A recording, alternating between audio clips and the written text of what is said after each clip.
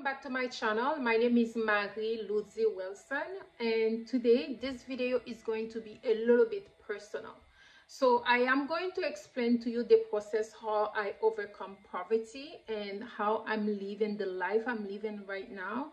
And if you have told me like 15 years ago, Marie, this is going to be your lifestyle, I will say plain blank, you're lying to me. It's not real. It cannot be. How dare you? Like all this thing. But I decided to turn my life around, and now I'm reaping the benefits. And this video is for every single woman out there. It doesn't matter if you're immigrant. It doesn't matter if you are top, or you at the bottom. It doesn't matter where you are in life. I'm sure as from woman to woman, we can always learn something from each other. My YouTube channel, I always show you the process, how I'm doing my hair. I show you my kids a little bit. I show you my husband. I show you a little bit my accomplishments. And for the rest, you don't know much about me. The reason you don't know much about me is because English is not my first language. So the moment I turn on the camera, I become extremely introvert, because I feel like, oh my God, you guys can hear every single mistake whenever I talk in English. And I try my best, and as a result, like, I have so many footage, guys, and I'm just afraid to upload them because I can hear a little mistake grammar here, and I was like, no, I'm not gonna upload this. I can hear I didn't pronounce that, I didn't enunciate this word properly. I say I'm not gonna upload it.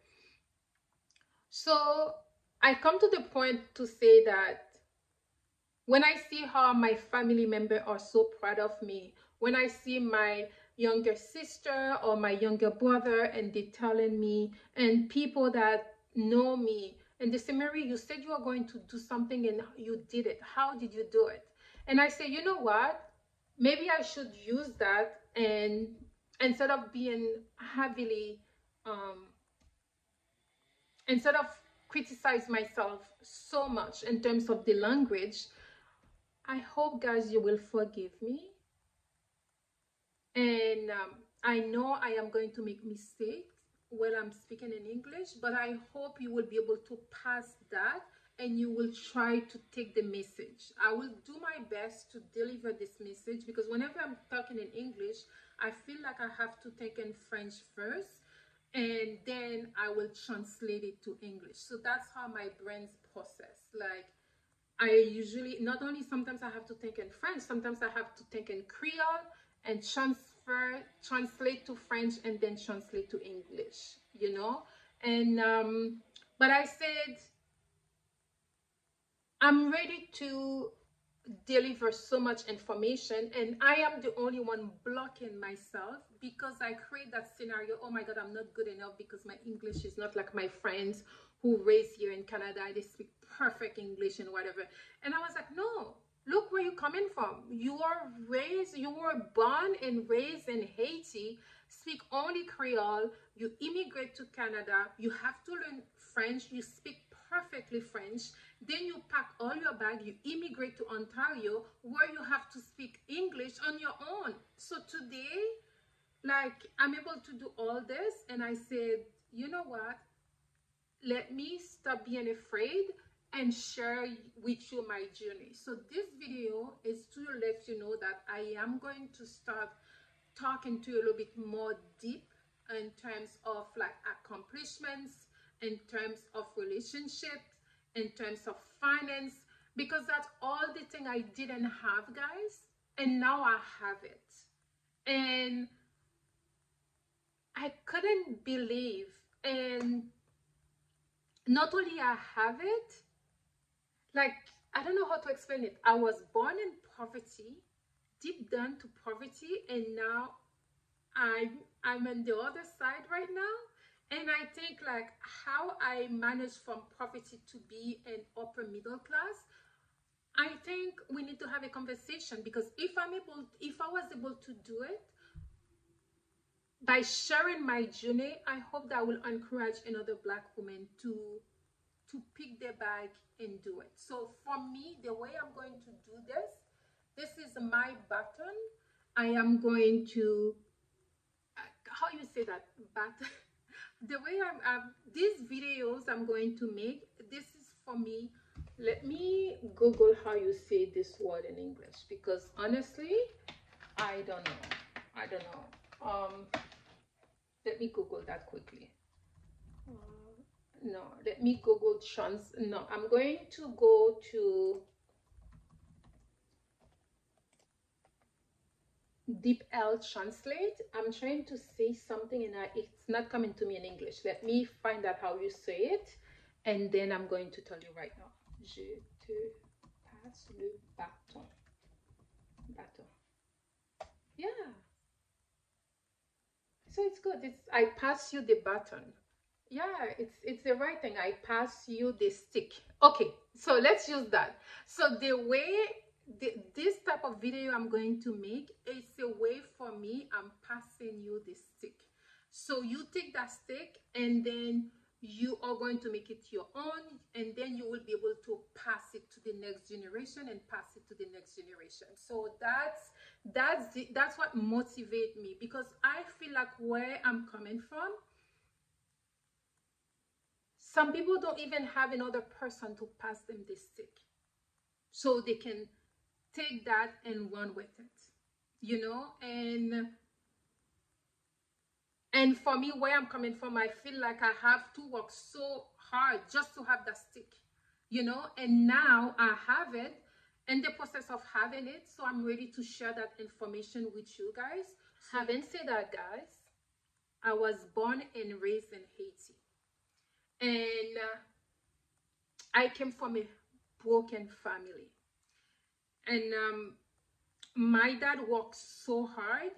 He, with political situation was going in Haiti, and he have to sell some land, do some stuff, and then leave everything behind. And he came to Canada first. He immigrates to Canada first, and then so he left us, all his kids except one sibling. He left us for my grandmother to raise us.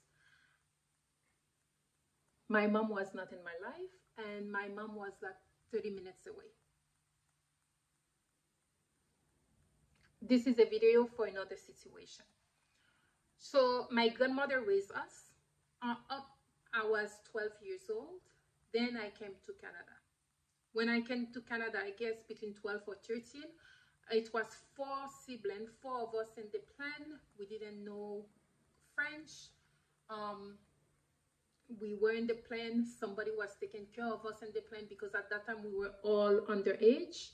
And then we immigrated to my dad. We immigrated in a small, if I can remember, in a small studio apartment, 1 bedrooms, and it's like 1 room with a living room. We all lived there. Eventually my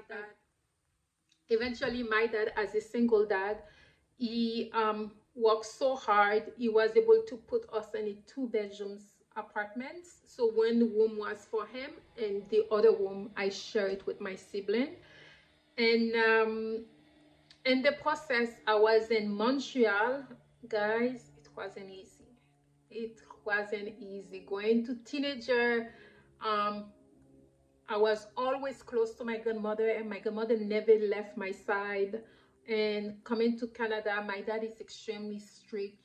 And yeah, I went through.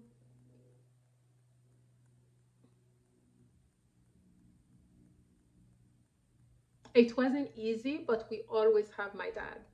I think there's like, I'm seeing a lot of videos on YouTube about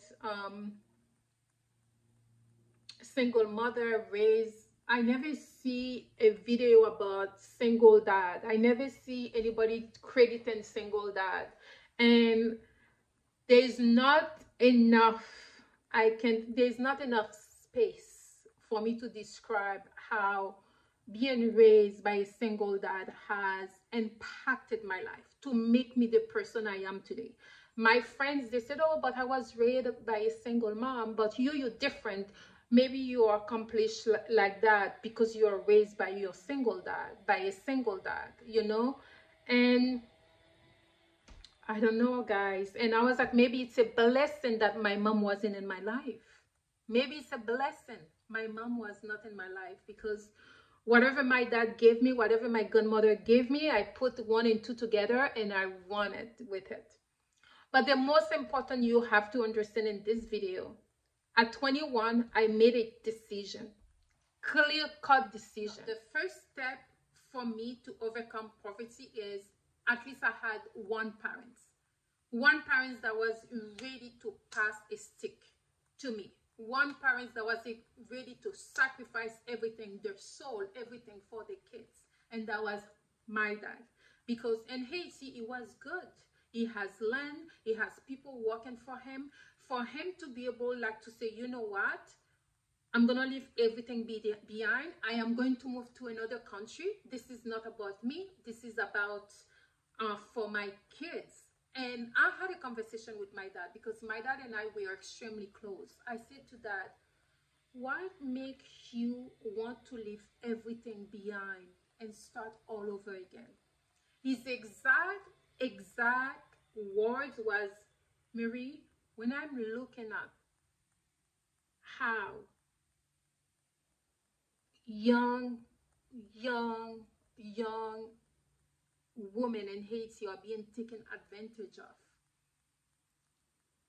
just because of poverty, and knowing that I have girls, I had to sacrifice. I didn't want to see you go into this.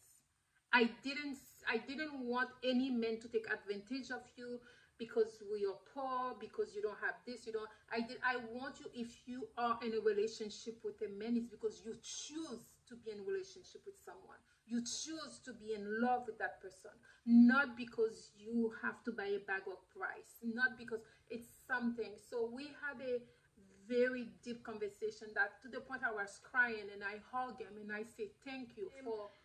He started as a dishwasher, and the reason he picked up that job because he said people will always need to eat. So the restaurant, he was able to maintain that position, and from there he moved up a little bit between dishwasher or first line cook or something, and that give him his flexible schedule where he works like he only have, if I remember, he only have 1 day off. But at 4:30 he was always home. When we come from school, my dad was always home. He knows that I'm done school. I don't care whatever is happening. The first bus that is in front of that school, you need to be in it.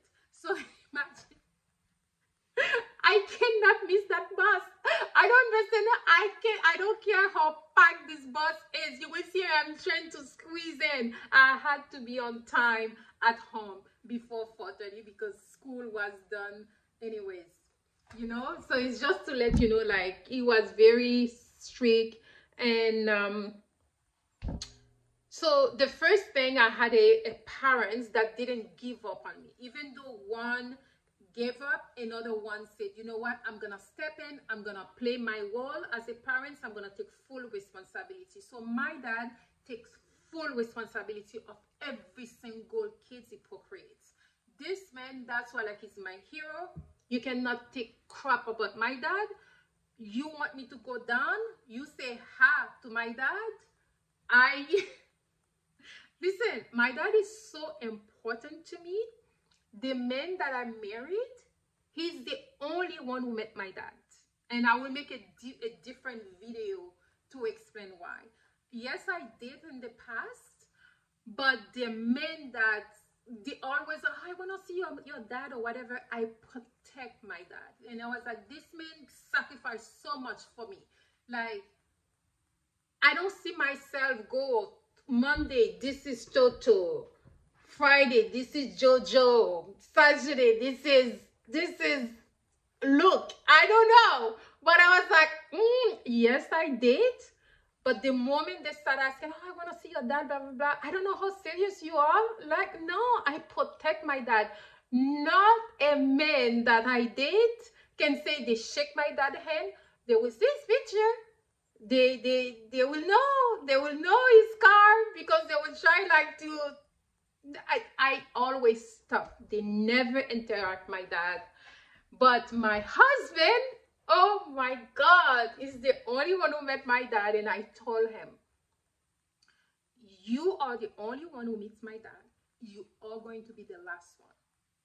So this is like, when he was going to meet my dad, we have to travel from Toronto to Montreal. It's like we have 6 hours conversation. It was all about my dad.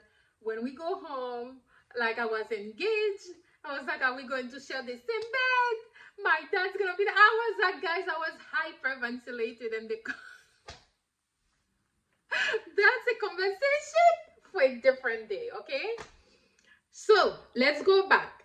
So now you see, when I get excited, you get to know the real me. So right now, I'm gonna make video. I don't care about my English. Whatever you wanna take from that video, you take from it. So my dad was able to sacrifice everything, come to Canada, put us in a better environment. And that environment, and then growing up in Montreal, you know, you new to Canada, you're looking at other people, and you're trying to fit in, you know. And I get caught up with the wrong crowd a couple times, but nothing like too heavy that will put me in trouble, right? But my dad always, like, my dad was there to like straight me up quickly, you know. I didn't have that wiggle room. And not only that, I had my older sister, like Pierline. She became like a mother to me at such a young age, because she was the oldest. When we moved, I was 12, maybe she was 14. So automatically she has to step into a motherhood, into a role, like a mother figure to us. She was the oldest, so she's the one who has to comb her hair, look after my sister, look after my brother. It was a lot for her. I don't know how she does it. And that's why, from the bottom of my heart, I have such a respect for her, because, and the only reason she was able to do that is because we were born and raised in Haiti. I feel like when you, as an immigrant, you can accomplish everything because you see it all, right? So that's one thing. Now, to the concept, we say the first thing, it's your environment. It's starting with your parents. My dad assessed Haiti wasn't the best environment to raise his beautiful daughters. He moved them to Canada. I came to Canada. I get lost in the sauce sometimes, but it wasn't too late. At 21, I make that decision. I am going to change my life. And that is a video for another stuff. Guys, I can remember clearly, it was yesterday. I can remember the scene. I can remember what we were joking about. I went to my neighbor. Linda is my best friend. And my neighbor, that's the only place I was allowed to go because we live in the same building. My dad was extremely strict. I couldn't go out. So, but Linda was like my safe place. Like, my dad know him. My dad know the apartment. So he knows I was safe there. I was chilling at Linda's place. I always admire Linda because Linda, like, she speaks French, she speaks English. Linda is the type of girl, when you see her, like, she's always like 5 or 10 years ahead of her time. Honestly, like, coming from, like, we didn't have much, and to see how she dressed, like, she's the type of girl who was like, oh, she looks like the type of woman in the videos, or who was living in Atlanta somewhere. Like, the way, like, she had it together. I always admire her, and the way she always speaks well French, very enunciate in English. And I was like, Linda, how do you learn English? She was like, I learn English by watching TV. And I had a good friend, and she was living in Toronto at that time, and sometimes we will hang out, and I start learning English like that. I was like, really? So, but Linda was braiding her partner's hair. And then Linda said, what's wrong? You know, and I said, Linda, you know, sometimes I send letter to Oprah Winfrey, and they say they receive it, but she never replied to me. And then her partner, he started laughing so hard. Up to now, we make fun of this series, right? Because I was naive. I was under 20. I was like around 20. And like, I was so naive. I was like, you know, writing to Oprah Winfrey was like my journaling. I was like, dear Oprah, I want to do this, blah, blah, blah. I will write, and then I will receive, like, okay, we received your email, and I will be so happy, right? Guys, so I was saying to Linda how I keep writing to Oprah, and she said she got my email, but she never get back to me. And then Linda was braiding her partner's hair, and then he can't stop laughing, and he was like, okay, and he turned his head around, and then he looking at me. He said, okay, Mary, I'm gonna ask you questions. You've been sending email in French to Oprah. Oprah doesn't speak French. I was like, oh, Oprah doesn't speak French.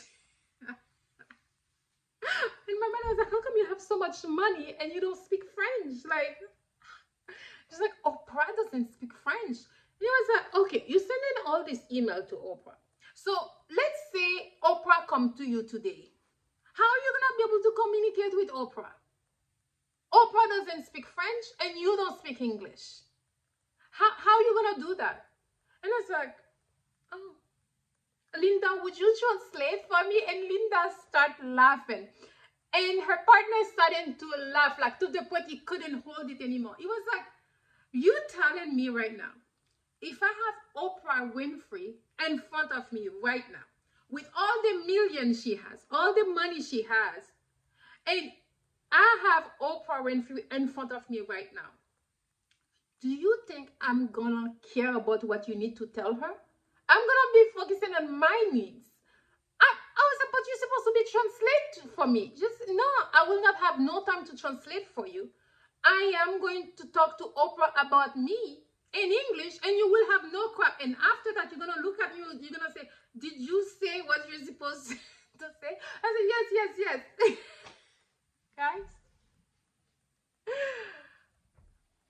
Guys, that simple conversations, we were cracking joke. Like, she was braiding his hair. We were cracking joke about Oprah. We were cracking joke about me not speaking English, and she doesn't speak French. We were cracking jokes. And then after we ate, same week, my life changed upside down.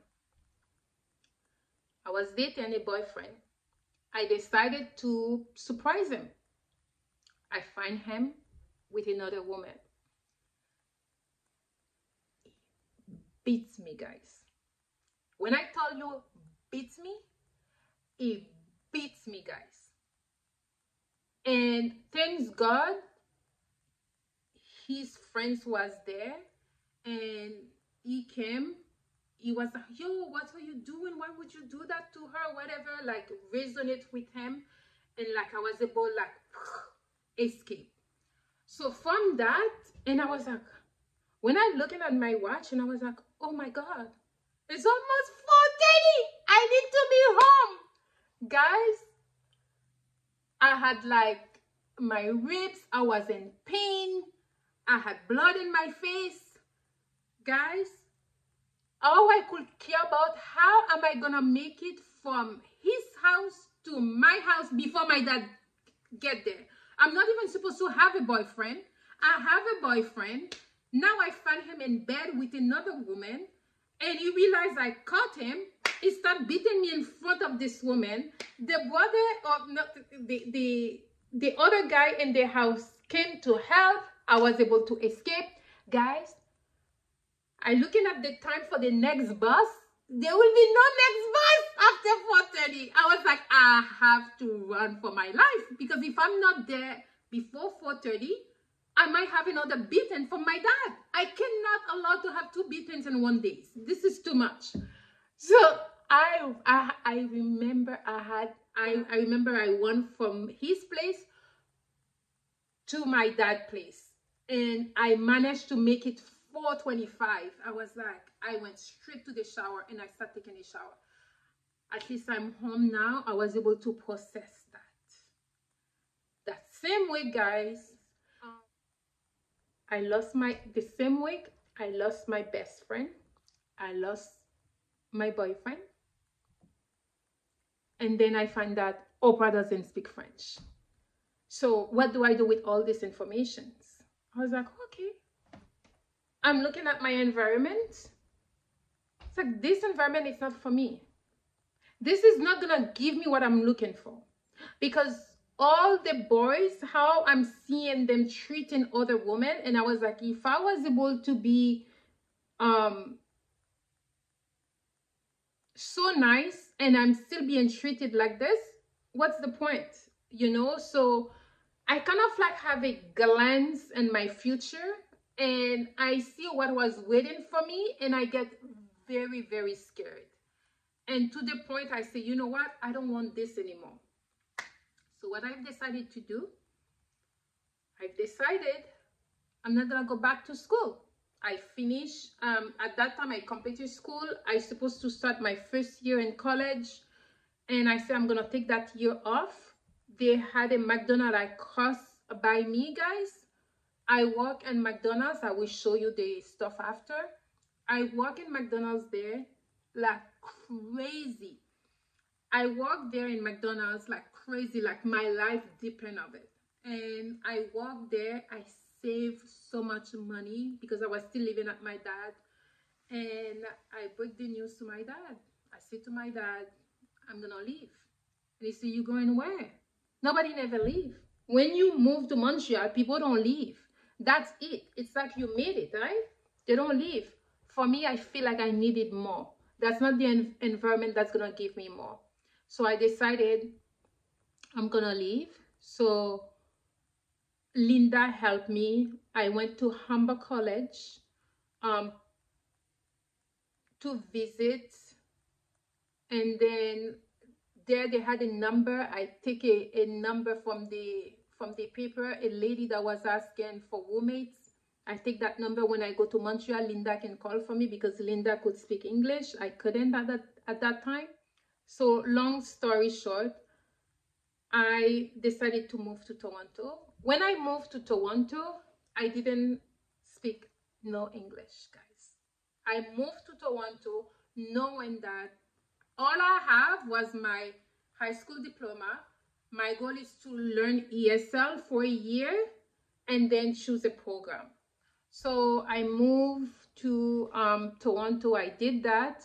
I started my journey at Humber College. I started the ESL class.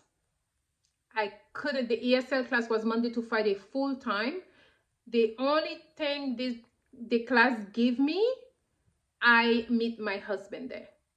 And we become extremely good friends, guys. Good friends. I don't know how. Sometimes I was like, how did you manage? Because at that time I couldn't speak English properly. And he was trying to read with me, communicate with me. We created that bond. Like we were so, that friendship, it was such a deep friendship. You know, and we were friends for a long time. Anyways, I will make a video on how I meet him and stuff like that. But I know, so far, I'm only giving you 2. So far, all of this is to tell you how your environment is extremely important. Without your environment, you needed a clean environment, in a sense that you needed a safe environment.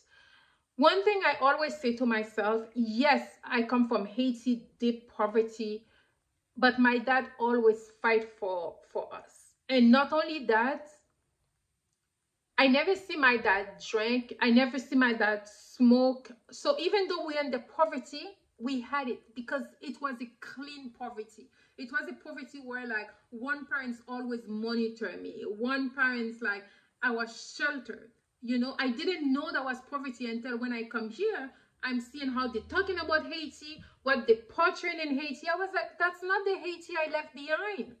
The Haiti I left behind, I from Akaye. It's a part of South of Port-au-Prince from Haiti. It's beautiful. It's safe. It's everything to me. That's what I know. I don't know the other Haiti they're showing on TV, guys. I don't know that part of Haiti, but I know it exists. But it's just to let you know that you can be your environment, even though we are in poverty, but my parents always have respect and dignity for themselves. Because of that, they're able to treat us with respect and dignity and wanted us to have better for ourselves. So environment for me, I come from, environment is very important. To the point, let me give you something even better. Let me give you an example. Right now, it doesn't matter if you have the top anesthesiologist in a OR room, you have the top surgeon who's ready to perform a surgery. Without a clean environment, that patient can die. Because whatever they're going to do right now can lead to infections, and that patient can go into sepsis, that patient can die. So that's why my environment is very, very important to me. Because anyways, so the first thing you do in life to make it from poverty, the first step for us was my environment. My dad assessed the environment, noticed from Haiti, it's not a good thing for his daughter to raise there. He sacrificed his land, he sacrificed whatever he has, he brought us to here. So in Canada, I noticed the environment it wasn't a good environment for me. And I said at 21 years old, 1 year prior my move, I decided to take a full-time at McDonald's, where I worked so hard, I saved money. I was able to secure to pay for my tuition for a year, pay for my rent for a year, and then I said I will take it from there. So I changed my environment from Montreal to Toronto. I moved to Toronto to learn English, because I say the best way to learn a language is to merge yourself into that environment. So I moved to Toronto, where I was able to learn English. I stay at I stay with a roommate at that time.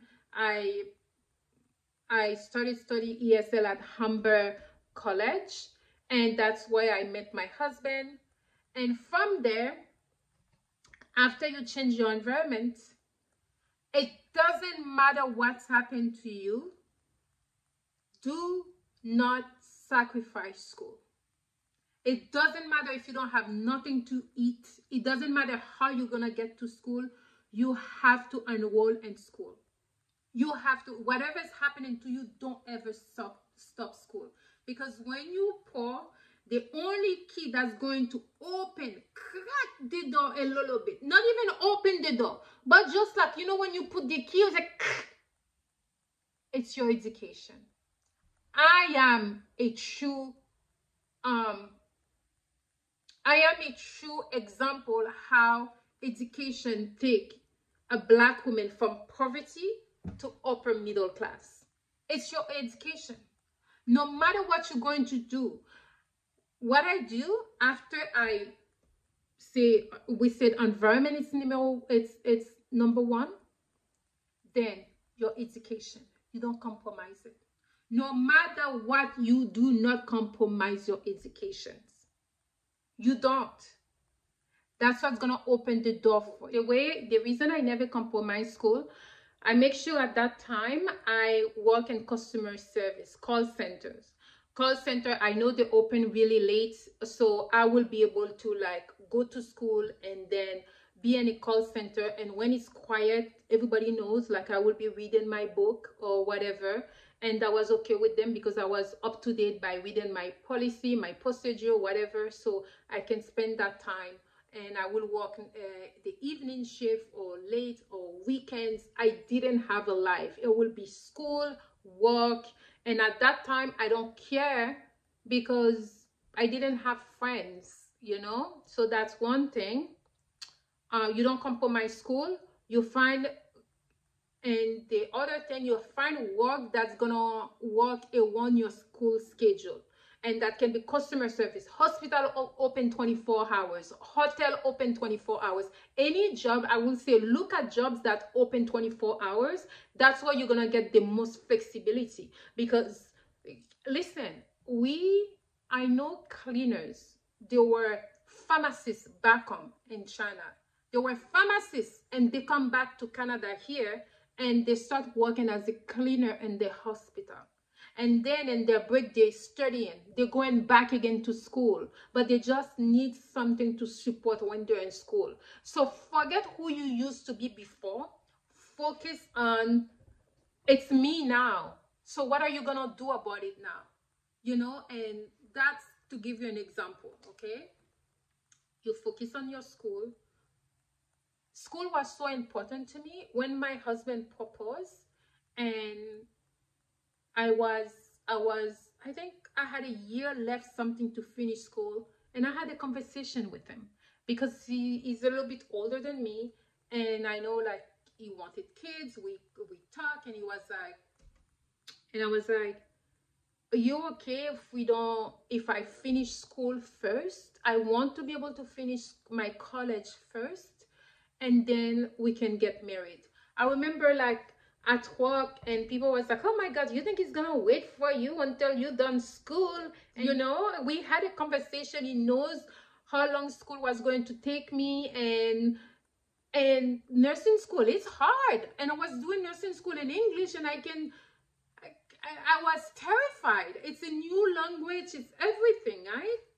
So all this to tell you, don't compromise school, because at least, you know, I was in college. I need that to secure the job and stuff. Okay, so once I done college, I got married, and I was like, I'm now I applied to university, and yeah, so my husband knows me since I'm in school, and I gave birth. I went back again for more schooling. I gave birth, and then I went back again. I complete my master in nursing, and now I got accepted to medical school.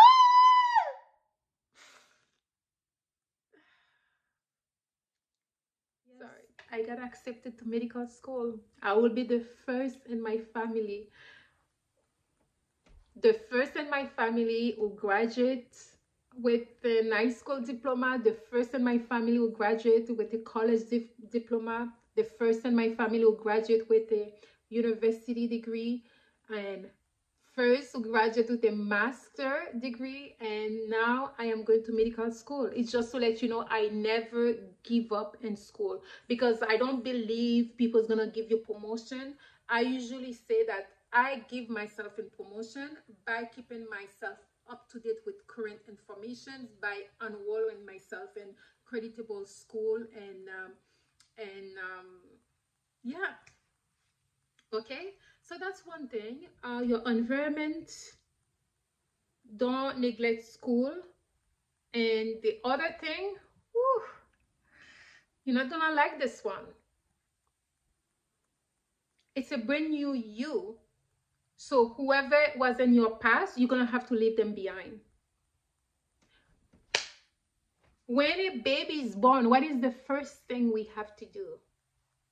We have to cut the cord.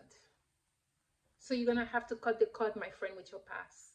And it sense that when I moved to Toronto, I say to God, I don't want friends. I don't want friends. I want whoever you're gonna send in my life, they can be like a sister to me. That's what I need. I need sisterhood. I don't need friendship. I've been there where I had a best friend, and it went down really bad for a silly thing. And I say I will never put myself in that situation. One thing with me, if something's happened to me, I'm pretty good at, I learn from my mistake very fast, and I make sure I don't repeat them. And to the point that I said, I didn't mind to be alone. So I didn't mind to be alone. So the first thing I say, I don't want friendship. So from Montreal, I scan and I say, from all the friends I have, I'm gonna keep these two girls. There's two girls I stay in touch with up to now, and I was like, they're all going to be my friend from my past. That's because Linda, she's the one who helped me apply for school. She's the one who did grocery shopping with me. So if I make it today, there's no way I cannot talk to her. She saw the beginning.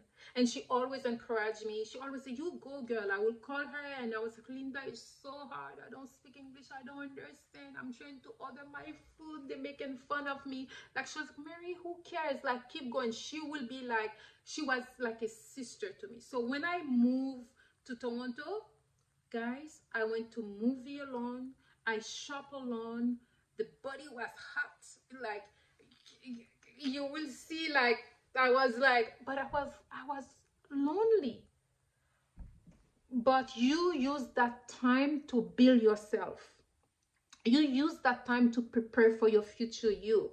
And now to the point, I don't mind to be alone because I know what it feels like to be alone. Like, I will go to the movie and I will see other girlfriends cracking joke with their other girls and whatever. I was like, oh, good for them. But I didn't want that. You know, the type of, let me explain when I say sisterhood. When you're looking at Oprah and girl, they're not friends. They're like sister. That friendship past the point of being friends. It's no longer friendship. This is like a sister to Oprah. And this is like a sister to girl. That's type of relationship that I wanted. Like, I don't need 20 girlfriends. I need 2 sister. And Toronto has given me that, guys. And it's the sisters I have. We call each other sisters. I don't call them friends. It's, we went to school together. There's one sister, I met her in the subway, and she was the one like who communicated for me when I couldn't communicate, like really support. We value marriage. We value strong foundations. This is the type of women that are in my life as friendship. So I scan my environment. I don't become friends. I pick who I want to be in my environments because it's very important, you know, especially when you're married, especially when you have kids. You have to be aware who are you bringing home. Like, if friends can be there just you see what's happening in Hollywood? They were your friends, and then behind your back, they take your men. Or your friends gonna have influence on your kids as well. So just be careful. So something, and the reason I'm like that is something that my dad raised me. Like, he always said, like, your home is extremely sacred. So you have to know who you bring in home. So it's extremely important. You don't pick and choose Jojo or Toto, or it doesn't matter he or she to bring home. They have to deserve to be here, you know. So that's important to me. So monitor your friendships, and the most important, when you're in school, keep your eyes open because you're single, and that's the best place to find your mates. That's the best place to find. I found my soulmates from Humber College. And I can remember the first day in school, he came to introduce himself to me. While you're in school, keep an eye open, because you can become successful and your partner can bring you down. It's either your partner will bring you down or your partner will lift you up. And it's going to be based on your choice. So which one you want? So I'm telling you guys, the Ciara prayer, before Ciara said it, it's really real. Today, I am who I am today. I had my husband's support. Like, guys,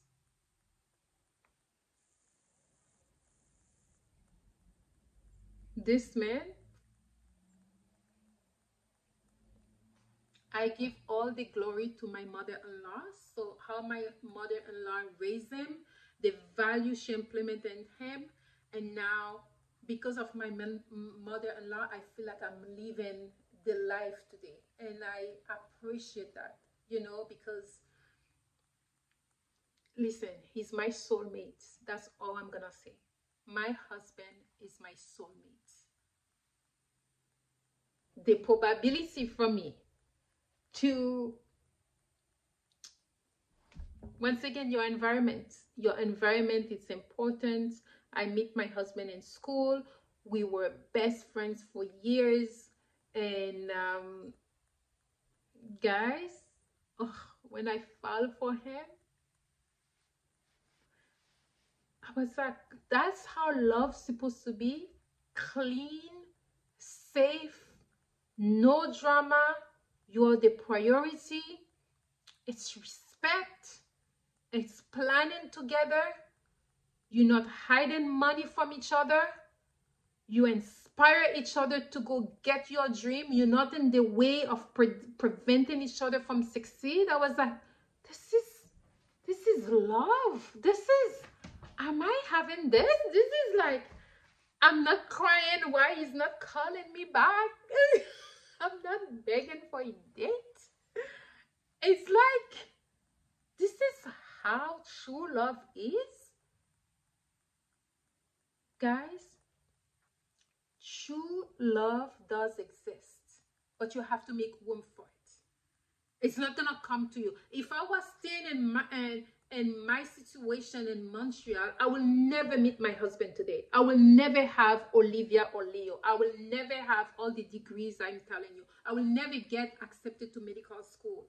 I decided to pack my bag, leave my environment that was so comfort at that time, and leave my environment, go somewhere with no English as a young woman, and start from scratch with no friends, no family member, just me.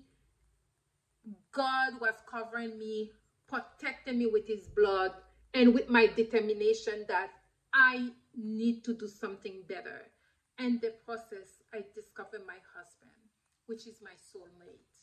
And this man, all I can give him is praise. What he given me, it's pure from movies, it's pure from woman's book. I could never think I would have a relationship like that. Never. So, that's, having said that, you have to choose your partner wisely. Because your partner, I remember my dad said, Mary, every woman can give birth, but you have to choose your partner. To go to that journey, you have to choose your partner wisely. So it was very important for me to find a good partner, and my husband is the one who came to introduce himself to me, to the point, like, guys, we were good friends. You know how we were spending time together? Like, I would be studying at the library. Was like, where are you at the library? I'm coming. He will come with his book, and like, I was like, you know, black men, you think like I cannot, you think I really believe you're here to study? Well, you find me at the library, I will stay at the library. So at the library, we spend a lot of time. We are studying together. And so I'm going to make more video like this, just to let you know, like, you wanna leave the poverty, okay? Everybody can take these steps. It's look at your environment, and don't compromise school. Choose your friends properly, because while you're in school, if you don't have good friends, they're gonna want to distract you from your goals. So it's very important, like, you choose your friends properly, choose your partner properly to me. And I'm glad, like, I find my soulmate where he too understand my background, because he too is an immigrant. He immigrated to Canada. He's in school. He's trying to, like, go get it. Like, we had the same vision, the same dream, to the point where we were encouraging each other, keeping score, where you at, blah, blah, blah. Oh my God, this position come, now you have the college, go for it, apply for it. So it was very fun to see where we're coming from school. We didn't have it, and now to see what we have, it's very important you choose your partner.